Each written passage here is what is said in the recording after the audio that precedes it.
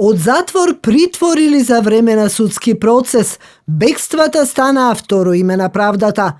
Многу познати имиња низ годиниве од политичката сцена, длабоко инволвирани во организиран криминал или корупција, но она што е најважно, со високи политички и безбедносни функции избегаа од државата, а со тоа и од лицето на правдата. Многу се омнежи, обвинителство, полиција и суд, дека се дел од политичката пајакова мрежа која го диригира невладењето на правото. Случајот со Сашо Мијалков неделава експлодираше пред очите на целата јавност. Од сознанијата за бегство на обвинителката Вилма Русковска до распишаната потерница на МВР поминаа 3 дена, се развлекуваа и се трошеа драгоцени часови, но се беше безуспешно. Мијалков побегна по целата рашомонијада на надлежните институции. Ова не е прв пат да избегаат лица за кои што се води постапка од висок интерес, а кои што се под висок ризик. Организиран криминал или корупција. Списокот е подолг и импресивен. Ваквите бегства кои се случуваат со години наназад, раѓаат сомнеж дека постои поврзаност меѓу некои структури од власта и криминалните групи, вели Љубомир Ѓурчевски, аналитичар и поранешен функционер во МВР. Тоа е еден посебен феномен, ако се посматрат од криминолошки аспект и ако се посматра спрегата помеѓу политичките елити и организираните криминални групи, ако сакате и на глобално ниво, не само на локално, ако сакате и на глобално ниво. Од тука интересот и неказнивоста, што значи ја воведовме ние како некој метод, како некоја пракса, особено неказнивоста на политичките елити, нас не доведе до една ситуација да имаме многу избегани лица, и да се сомневаме дека има спрега, односно дека некој им овозможуваат од власта, дека некој им овозможуваат да ја напуштат државата, односно да ја избегнат казната. Очигледна е недоволната соработка меѓу институциите, особено кога се работи за ризик од бегство, посочува Натали Петровска, извршна директорка на коалиција Сите за правично судење. Очигледно недоволно функционални институции и недоволно соработка помеѓу истите. Значи, многу често овие институции кои што се надлежни за прогон, со цел да ги обезбедат обвинетите тука, многу често бараат издавање на мерка притвор, од аспект на да се осигураат дека истите не би избегале, единствено поради, можеби, да кажам, некадарноста на Министерството за внатрешни работи да ги следи или обезбеди обвинетите лица во случајов. Значи, неопходна е по-тесна и по-комплексна соработка можеби на овие институции, особено кога станува збор за овакви случаи каде што се претпоставува ризик од бегство. А списокот е подолг на оние кои избегале од правдата и мирно живеат во други држави, добиле или чекаат политички азил. Листата ја предводи најбараниот бегалец, поранешниот премиер Никола Груевски. Ноември 2018 година избега во Унгарија, осуден на 2 години казна затвор за набавка на луксузниот владин Мерцедес. Се бараше и за притвор за случајот 27 април, обвинет за терористичко загрозување на уставниот поредок и безбедноста. По бегството Груевски на Фејсбук напиша: "Се наоѓам во Будимпешта, каде побара и доби политички азил." Во Грција избегаа поранешниот началник на УБК Горан Груевски и неговиот колега Никола Бошковски, обвинети за тврдина Таргет. Крвавиот четврток или 27 април беше причина за бегство на 9 луѓе. Игор Спасов осуден на 14 години за убиството на Мартинешковски и уште многу други. Се издават политички азил на наши избеглици, што укажуваат на таа спрега, што викаме на глобално ниво, и високиот степен на корупција во сите пори на општествено живење во нашава држава. Вие денеска со добри пари, а организираните криминални групи богами имаат добри пари, можете да си купите слобода која сакате и каде сакате, и можете да си купите било кое право кое што не ви припаѓа. Дали ме разбирате што сакам да кажам? Можете да си купите се. Сакате фалсификувана патна исправа, сакате возачка дозвола, сакате лична карта, сакате органи да си ги замените човечките органи, малку карикирам. Значи што сакате? А организираните криминални групи, бога ми, кањас, се доста добро позиционирани, па дури често пати ние како експерти знаеме да кажеме дека мафијата се инсталира во власта. Не само сега, не во последниве 4 години, немојте погрешно да бидам разбран. Че тоа е перманентно 30 години наназад. Бегството на Мијалков предизвика револт во јавноста, се бара оставки, паѓање на влада. Мијалков ненадејно се појави пред обвинителството за да си го земе решението за домашен притвор и мирно соопшти дека имал температура и бил изолиран, не знаел дека го бараат. По ова триумфираше владата. Сашо Мијалков немаше друг избор и го стори она што му беше неизбежна опција. Се пријави во обвинителството за организиран криминал и со тоа е обезбеден неговиот притвор.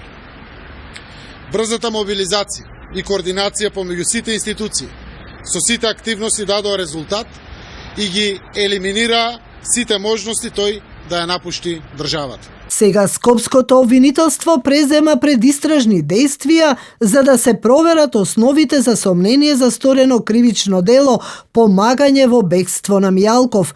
Но дали на вистина ќе се добијат одговори ако знаеме еден факт?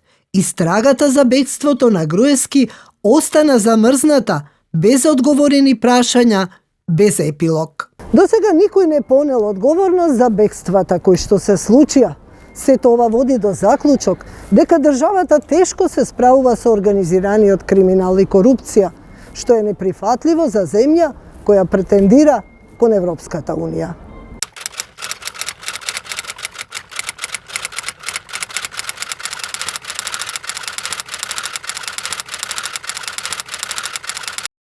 Судејќи Цаца, низ годиниве ни се случија многу бегства, се покажа голем непрофесионализам, или може би беше намерно и со цел, но се покажа дека системот, всушност, на задоволување на правдата, на спроведување на правдата, не постои, особено кога станува збор за криминалци, бивши политичари.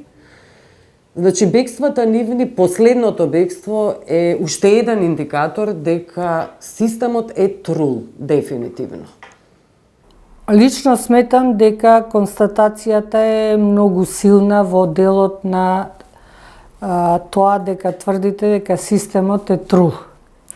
Значи, системот има проблеми, меѓутоа генерално не може да се каже дека е трул заради тоа што ако се види од еден теоретски аспект,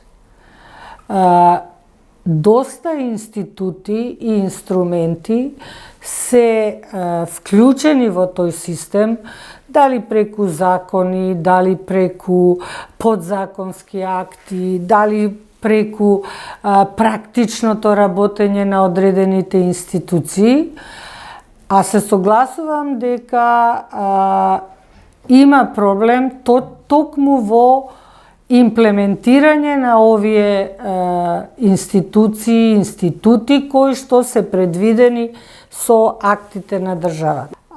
Такви предмети од толку висок профил на политичари да бидат во судски постапки не сме имале. Или кога имало, биле во многу помала мера. И друга работа е исто така големиот интерес во следење на тие предмети и многу поголема транспарентност во презентирање на тие предмети. Тоа од своја страна очигледно дека носи некои проблеми, заради тоа што ако видите и ако направите анализа, кај 4 да речам, личности кои што се обидоа, некои успеа да ја напуштат државата, сето тоа се случува кога можат да предпостават дека ќе бидат казнувани, имајќи го во предвид завршните зборови на обвинителите, или ако сакате и одредена пресуда која што еве веќе кај одредени случаи е донесена. очигледно дека тука има проблем по однос на понатамошното постапување на институциите за да не дојде до несакани последици како што ги видовме во овие случаи.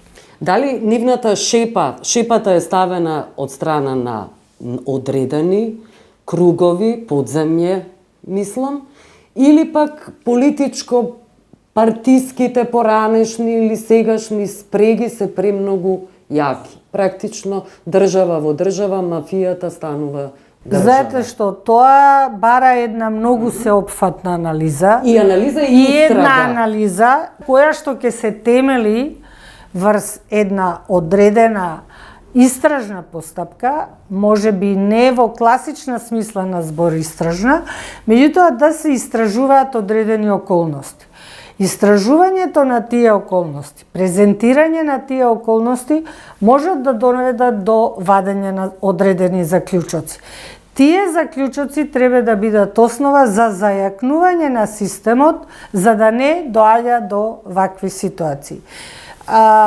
Точно е дека ние како држава сме оценети дека имаме корупција, точно е дека сме оценети дека организираниот криминал не е во пораст, точно е дека сме оценети дека не сме направиле доволна борба против овие негативни сегменти и елементи во општеството и дека треба уште многу тука да се прави и да се дојде до една состојба да не само овие надворешни оценки се подобрат, меѓутоа во исто време сметам дека и довербата на граѓаните во целокупниот систем, не само судскиот систем, не само правосудниот систем, тука има многу елементи кои што треба да бидат разгледувани и јас со задоволство можам да прифатам дека е поставен јавен обвинител кој што ќе ја спроведува истрагата за овој последниот случај. Мислите на Мијалков? Да, за последниот случај. Во Добро. дадената ситуација јавниот обвинител има одредени законски обврски во делот на спроведување на самата истрага и мислам дека има доволно инструменти и доволно институти барем да истражува и да дојде до некое сознание. И самото сознание дека не може да утврди одредена околност, нешто значи од кое што може исто така да се извлекува поука. Но ако се сетиме на случајот со Груевски и истрагата, како беше можно да побегне од државата, не дава голема сигурност, да. Јас не знам дали за случајот на Груевски е поставен обвинител кој што ја истражува постапката. Точно е тоа дека во почеток се зборуваше и точно е тоа дека после барањето на азил и одбивањето интересот на една страна може би замре, а од друга страна замре исто така и транспарентното информирање што се случува и до каде е таја постапка. Дали воопшто имало постапка по натаму? Не можам да кажам, тоа еве ви велам. Мислам сега ние знаеме дека има обвинител.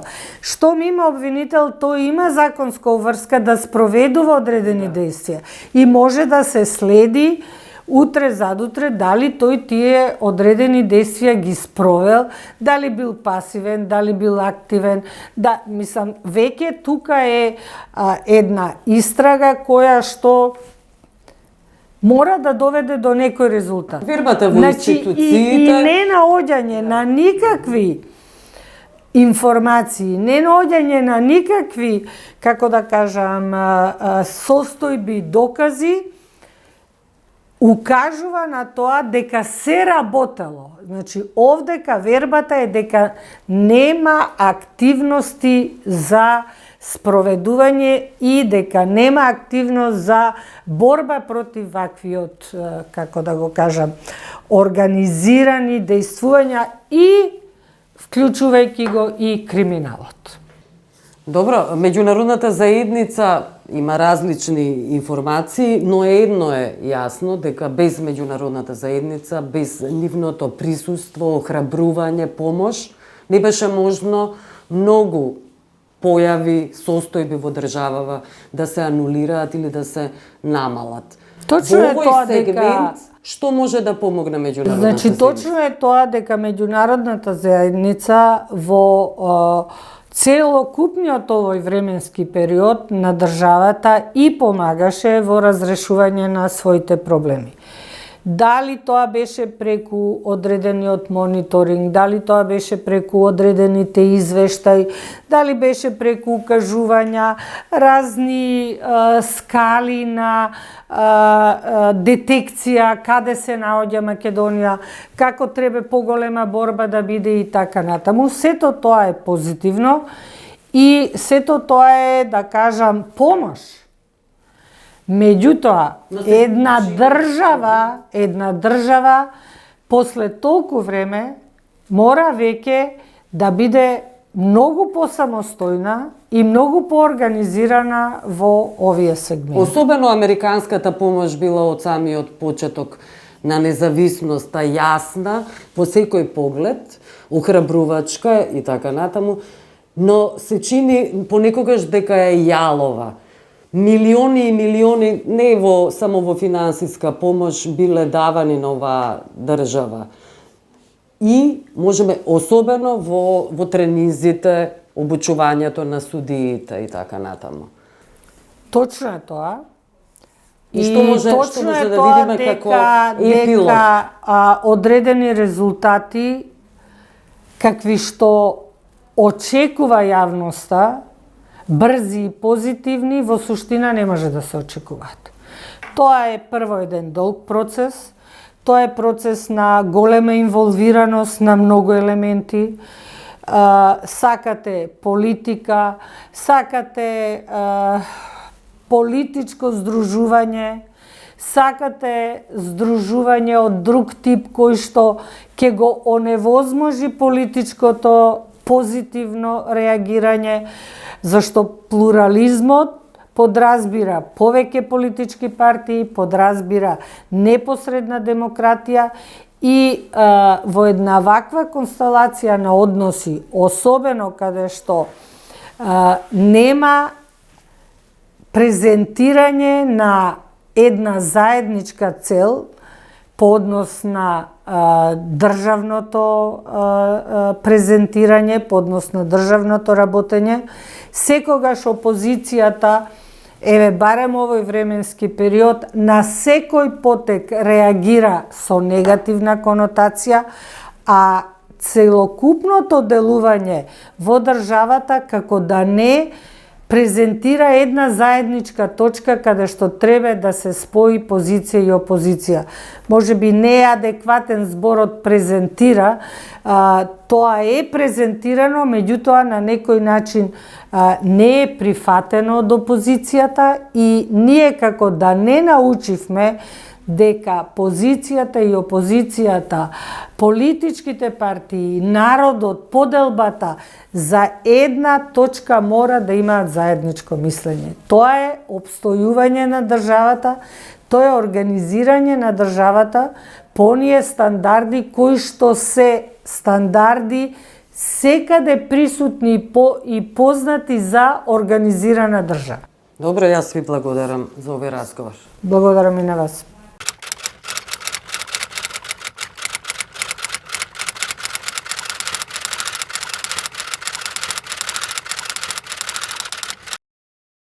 Николај Крастев, моето прашање се однесува на вашата ситуација со справување со криминалци кои имаат или имале политички функции. Имаме многу бегалци во Македонија, почнувајќи се разбира од најголемиот Груевски, Мјалков, исто така избега па се врати. Каква е ситуацијата со вашите криминалци? Дали имате бегства и како се справува судот, обвинителството, полицијата? Пред скоро Една година в България имаше таква ситуация. Най-познати от български бизнесмен, кой е най-утицаен, кой за него много зборува дека е олигарх во България, тајкун, како се го каже на език от Западен Балкан.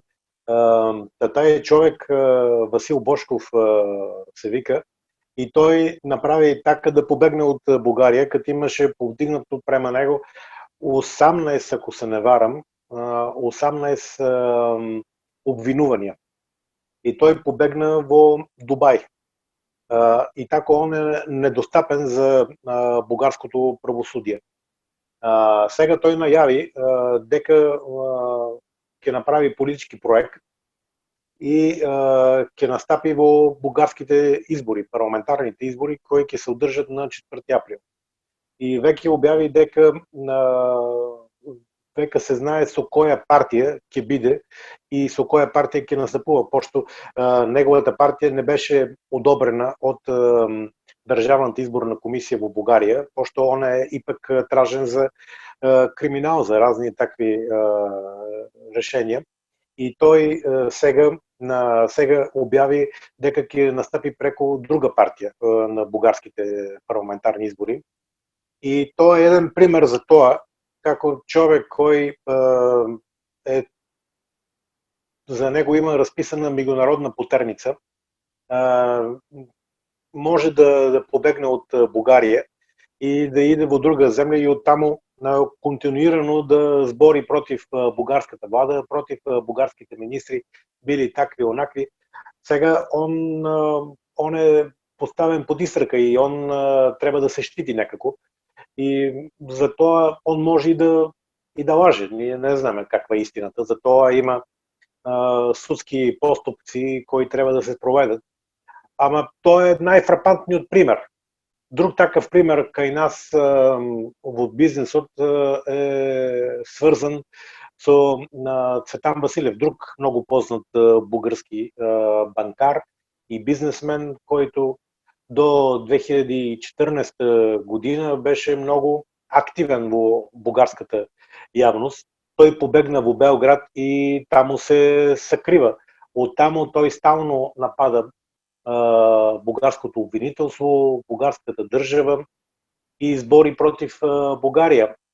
Ама и тој направи така дека неговата банка, нешто слично като на ситуацијата во Македонија со Евростандард, направи така да банката отиде во стечај. И веќе кога почна да се зборува за тоа колку пари на кој треба да се врати, се види дека има многу политичари во Бугарија кои су имали таму под многу изгодни камати своји пари се држали. И пошто он знае сега многу тајни кои ние обичните новинари и луѓе не знаеме, стана малку така непригоден во таа ситуација и Бугарија бара неговото израчување од Србија, ама тешко ќе го добија на тој момент. Двама председатели, за него се зборише Цветан Василев дека финансира фондацијата на жената на претходниот српски председател, пред Вучик, којто беше. Така да, тоа е ствар којто има, ама кај нас тоа су бизнесмени кои су побегнали.